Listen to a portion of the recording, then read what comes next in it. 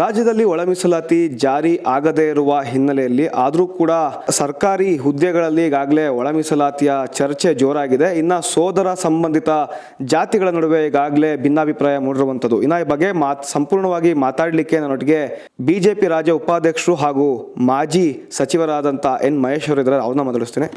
Sir, ಮೊದಲನೇದಾಗಿ ಈ ಒಳ ಮೀಸಲಾತಿ ಇನ್ನೂ ಜಾರಿಗೆ ಆಗಿಲ್ಲ. ಏನು ಸರ್ ಇದು ಚರ್ಚೆ, ರೋಸ್ಟರ್ ಪದ್ಧತಿ ಇವೆಲ್ಲ ಚರ್ಚೆಗಳು ನಡೀತದೆ, ಏನು ಸರ್ ಇದು?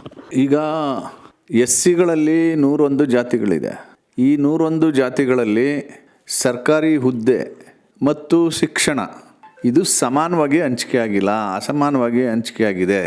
ಇದು ಸಮಾನವಾಗಿ ಹಂಚಿಕೆ ಆಗಬೇಕು ಅಂತಂದರೆ 101 ಜಾತಿಗಳ ಒಳಗಡೆ ಅಧ್ಯಯನ ಮಾಡಿ ಯಾವ ಸಮುದಾಯಗಳು ಸಾಮಾಜಿಕವಾಗಿ, ಶೈಕ್ಷಣಿಕವಾಗಿ, ಆರ್ಥಿಕವಾಗಿ ಹಿಂದುಳಿದಿವೆ ಆ ಸಮುದಾಯಗಳ ಸ್ಥಿತಿಗತಿಗಳನ್ನು ಗುರುತಿಸಿ SC ಒಳಗಡೆ ಒಳ ಮೀಸಲಾತಿ ಕೊಡಬೇಕು ಅಂತ ಹೇಳಿ 90ರ ದಶಕದಿಂದ ಹೋರಾಟ.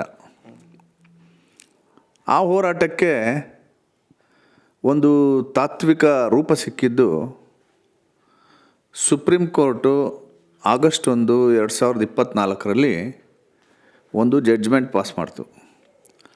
ಆ ಜಡ್ಜ್ಮೆಂಟಲ್ಲಿ ಏನು ಹೇಳಿದ್ರು, SCಗಳ ಒಳಗಡೆ ಒಳ ಮೀಸಲಾತಿಯನ್ನು ಮಾಡಲಿಕ್ಕೆ ರಾಜ್ಯಗಳಿಗೆ ಅಧಿಕಾರ ಇದೆ, ನೀವು ಮಾಡ್ಬೋದು. ಆದರೆ ನೀವು ಎಂಪರಿಕಲ್ ಡಾಟಾ ಸಂಗ್ರಹ ಮಾಡಿ ಆ ನಂತರ ಮಾಡಿ ಅಂತ ಹೇಳಿದ್ರು.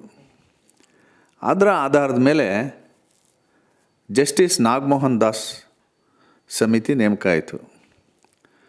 ಸಮಿತಿ ಸರ್ಕಾರಕ್ಕೆ ವರದಿ ಕೊಡ್ತು.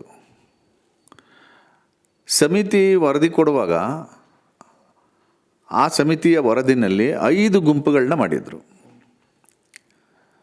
Most backward, more backward, backward, less backward ಮತ್ತು ಮೂಲ ಜಾತಿಯನ್ನು ಗುರುತಿಸ್ಕೊಳ್ಳದೆ ಇರತಕ್ಕಂಥ ಆದಿ ಕರ್ನಾಟಕ, ಆದಿ ದ್ರಾವಿಡ, ಆದಿ ಆಂಧ್ರ, ಈ 5 ಗುಂಪುಗಳನ್ನು ಮಾಡಿ ವರ್ಗೀಕರಣ ಮಾಡಬಹುದು ಅಂತ ಹೇಳಿ ನಾಗಮೋಹನ್ ದಾಸ್ ವರದಿ ಕೊಟ್ಟರು.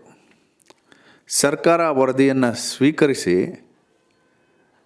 ಕ್ಯಾಬಿನೆಟ್ ಮುಂದೆ ಮಂಡಿಸಿ ಅದನ್ನು ಪರಿಷ್ಕರಣೆ ಮಾಡಿ 5 ಗುಂಪಿದ್ದನ್ನು 3 ಗುಂಪು ಮಾಡಿದ್ರು. ಪ್ರವರ್ಗ ಎ ಮಾದಿಗ ಸಂಬಂಧಿತ ಜಾತಿಗಳು, ಪ್ರವರ್ಗ ಬಿ ಹೊಲೆಯ ಸಂಬಂಧಿತ ಜಾತಿಗಳು, ಪ್ರವರ್ಗ ಸಿ ಬೋವಿ, ಲಂಬಾಣಿ, ಕೊರ್ಚ, ಕೊರ್ಮ ಜೊತೆಗೆ ಅಲೆಮಾರಿ ಸಮುದಾಯದ 59 ಜಾತಿಗಳು. ಹೀಗೆ 3 ಗುಂಪು ಮಾಡಿ ಈ ಅಲೆಮಾರಿ ಮತ್ತು ಬೋವಿ, ಲಂಬಾಣಿ, ಕೊರ್ಚ, ಕೊರ್ಮ ಈ ಸಮುದಾಯಕ್ಕೆ 5%, ಮಾದಿಗ ಸಂಬಂಧಿತ ಜಾತಿಗಳಿಗೆ 6%, ಹೊಲೆಯ ಸಂಬಂಧಿತ ಜಾತಿಗಳಿಗೆ 6%, ಹೀಗೆ 3 ಗುಂಪು ಮಾಡಿ ಆದೇಶ ಹೊರಡಿಸಿದ್ರು. ಈ ಆದೇಶದ ಆಧಾರದ ಮೇಲೆ ರೋಸ್ಟರ್ ಬಿಂದುಗಳನ್ನು ಕೂಡ ಆದೇಶ ಮಾಡಿ ಹೊರಡಿಸಿದ್ರು. ಈ ರೋಸ್ಟರ್ ಬಿಂದುಗಳಲ್ಲಿ ಆಗಿರೋ ವ್ಯತ್ಯಾಸ ಏನು ಅಂತಂದರೆ, ಮೊದಲು ಒಳ ಮೀಸಲಾತಿ ಜಾರಿ ಆಗೋದಕ್ಕಿಂತ ಮೊದಲು ಒಂದು ರೋಸ್ಟ್ರು ಇಶ್ಯೂ ಆಗಿದೆ, ಲೇಟೆಸ್ಟ್ 2022ರಲ್ಲಿ. ಈ ರೋಸ್ಟರ್ ಪ್ರಕಾರ ಮತ್ತು ಇದಕ್ಕಿಂತ ಮೊದಲು ಇದ್ದಂಥ ರೋಸ್ಟರ್ ಬಿಂದುಗಳ ಪ್ರಕಾರ 100 ಪೋಸ್ಟ್ ಇದ್ದರೆ ಮೊದಲನೇ ಪೋಸ್ಟು SCಗೆ ಹೋಗುತ್ತೆ. SCಗೆ ಯಾಕೆ ಹೋಗುತ್ತೆ ಅಂತಂದರೆ ಅವರು ಉಳಿದ ಎಲ್ಲ ವರ್ಗಗಳಿಗಿಂತ ಹಿಂದುಳಿದವರು ಅಂತ. ಸೊ ಹಾಗಾಗಿ ಮೊದಲನೇ ಪೋಸ್ಟನ್ನು SCಗಳಿಗೆ ಕೊಟ್ಟರು. 2ನೇ ಪೋಸ್ಟು ಪರಿಶಿಷ್ಟ ಪಂಗಡ, ಜನರಲ್ಲು, OBC ಕೊಟ್ಕೊಂಡು 7ನೇ ಪೋಸ್ಟ್ಗೆ ಮತ್ತೆ ಪರಿಶಿಷ್ಟ ಜಾತಿ ಬರ್ತದೆ. ಪರಿಶಿಷ್ಟ ಜಾತಿ ಒಂದೇ ಗುಂಪಾಗಿರುವಾಗ 101 ಜಾತಿಗಳಲ್ಲಿ ಯಾರು ಮೆರಿಟ್ ಬರ್ತಾರೋ, ಯಾರು ಎಲಿಜಿಬಿಲಿಟಿ ಬರ್ತಾರೋ ಅವ್ರಿಗೆ ಸಿಗ್ತಾಯಿತ್ತು.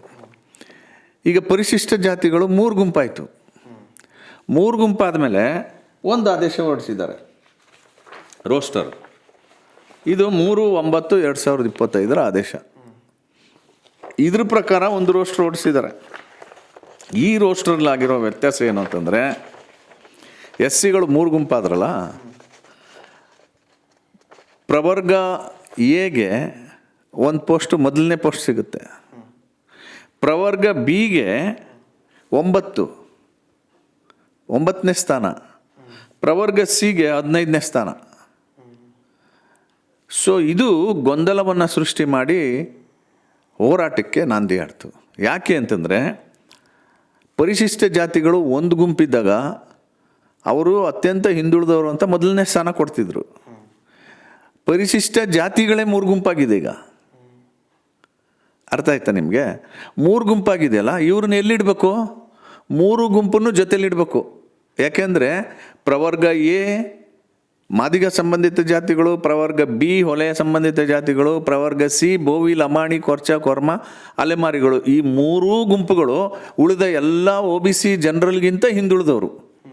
ಹಾಗಾಗಿ ಇವರನ್ನು 1ನೇ ಸ್ಥಾನದಲ್ಲಿ ಪ್ರವರ್ಗ ಎನಲ್ಲಿ ಮಾದಿಗರನ್ನ ಹಿಡಿ, ಪ್ರವರ್ಗ ಬಿ ಹೊಲೆಯ ಸಂಬಂಧಿತ ಜಾತಿಗಳು, ಪ್ರವರ್ಗ ಸಿನಲ್ಲಿ ಬೋವಿ ಲಂಬಾಣಿ ಅಲೆಮಾರಿಗಳನ್ನ ಇಡಬೇಕು ಅನ್ನೋದು ಹೋರಾಟ ಶುರುವಾಗಿರೋದು.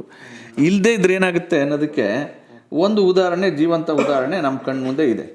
ಅದೇನಂತಂದರೆ ಈ ಅಗ್ರಿಕಲ್ಚರ್ ಯೂನಿವರ್ಸಿಟಿ ಧಾರವಾಡ ಅಗ್ರಿಕಲ್ಚರ್ ಯೂನಿವರ್ಸಿಟಿನಲ್ಲಿ ಒಂದು ನೋಟಿಫಿಕೇಷನ್ ಆಯಿತು ಅಪಾಯಿಂಟ್ಮೆಂಟ್ಗೆ, ಗೆಸ್ಟ್ ಲೆಕ್ಚರರ್ಸ್ದು 39 ಪೋಸ್ಟು ನೋಟಿಫಿಕೇಷನ್ ಆಯಿತು. ಈ ನೋಟಿಫಿಕೇಷನ್ ಪ್ರಕಾರ ಒಳ ಮೀಸಲಾತಿ ಪ್ರಕಾರ ಯಾವ್ಯಾವ ಗುಂಪಿಗೆ ಯಾವ್ಯಾವ ಪೋಸ್ಟ್ ಬರ್ತದೆ ಅಂತ ನೋಡಿದಾಗ ಅಲ್ಲಿರೋಂಥ ಎಲ್ಲ ಡಿಪಾರ್ಟ್ಮೆಂಟ್ಗಳಲ್ಲಿ ಒಂದೊಂದೇ ಪೋಸ್ಟು, 2 ಪೋಸ್ಟ್ ಇದೆ. ಸೊ ಸಹಜವಾಗಿ ಅದು ಎಲ್ಲ ಪೋಸ್ಟು 9 ಇಲಾಖೆಯ 9 ಪೋಸ್ಟು ಪ್ರವರ್ಗ ಎಗೆ ಹೋಗುತ್ತೆ. ಬಿ ಮತ್ತು ಸಿಗೆ ಅವಕಾಶನೇ ಸಿಕ್ಕಿಲ್ಲ. ಹಾಗಾಗಿ ಈ ರೋಸ್ಟರ್ ಬಿಂದುಗಳನ್ನ ಮಾಡಿರೋದು ಇದೆಯಲ್ಲ, ಇದು ಸರಿ ಇಲ್ಲ. ಸಮಾನ ಹಂಚಿಕೆ ಆಗಬೇಕು SCಗಳೊಳಗಡೆ ಅಂತ ಒಂದು ಏನು ಸುಪ್ರೀಂ ಕೋರ್ಟ್ ಆದೇಶ ಇದೆ, ಅದಕ್ಕೆ ತದ್ವಿರುದ್ಧಾಗಿದೆ ಇದು. ಹಾಗಾಗಿ ಪ್ರವರ್ಗ ಎ, ಪ್ರವರ್ಗ ಬಿ, ಪ್ರವರ್ಗ ಸಿನ ಸಮಾನಾಂತರವಾಗಿ ಹಂಚಿಕೆ ಮಾಡುವಂಥ ಹೊಸ ರೋಸ್ಟರ್ ಆದೇಶವನ್ನು ಜಾರಿ ಮಾಡಬೇಕು ಅಂತ ಹೋರಾಟ ನಡೆದಿದೆ.